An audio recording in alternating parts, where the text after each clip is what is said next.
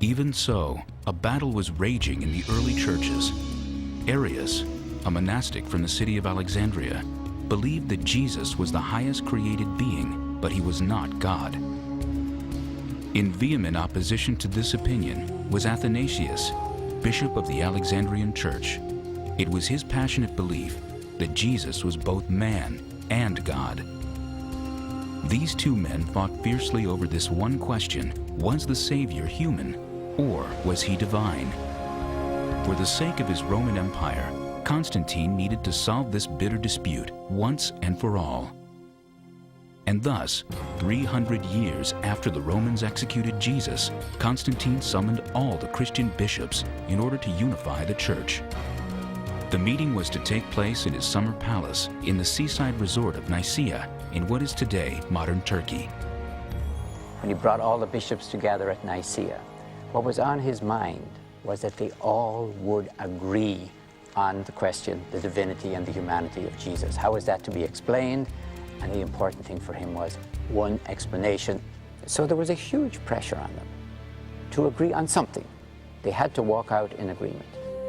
The agreement these bishops would hammer out eventually became known as the Nicene Creed. It declared that Jesus was both man and God. Athanasius, the bishop from Alexandria, had won the day.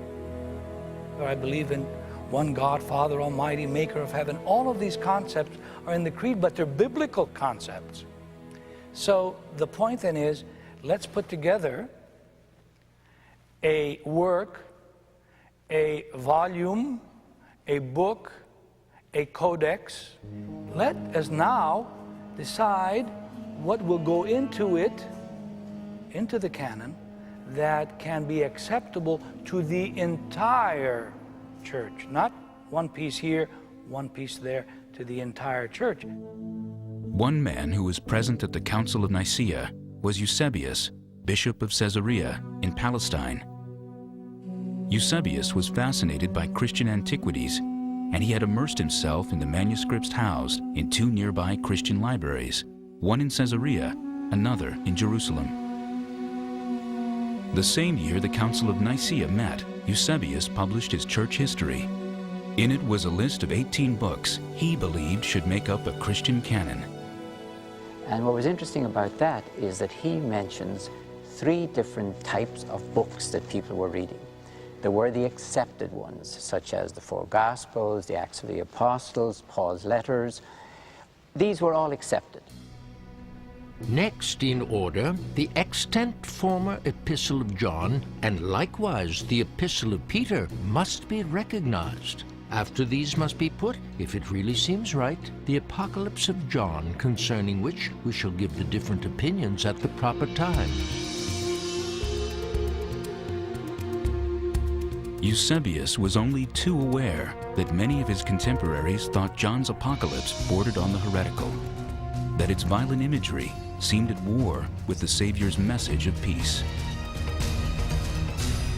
Then a mighty angel took up a stone like a great millstone and threw it into the sea, saying, "With such violence Babylon, the great city, will be thrown down and will be found no more."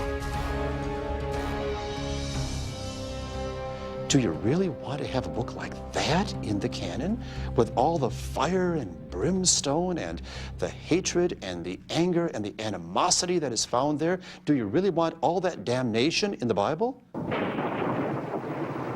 But he mentions other ones that he thinks are disputed, including ones that we now have in. For example, 2nd and 3rd letter of John, 2nd letter of Peter, letter of James, letter of Jude. He calls them disputed.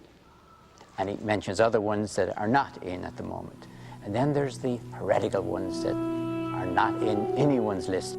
Books that were considered forbidden were books that aren't really sanctioned. In other words, you have things like the Shepherd of Hermas that are stories that are being told about Jesus, but they don't have any veracity. They may be part of a certain community's canon, but they're not part of the total canon. In other words, they're not things that people in other parts of the Christian world would recognize. 6 years after the Council of Nicaea, Emperor Constantine sent a letter to Bishop Eusebius, giving him the job of creating an official Christian Bible. I have thought it expedient to instruct your prudence to order 50 copies of the sacred scriptures to be written on prepared parchment in a legible manner and in a convenient portable form by professional transcribers thoroughly practiced in their art.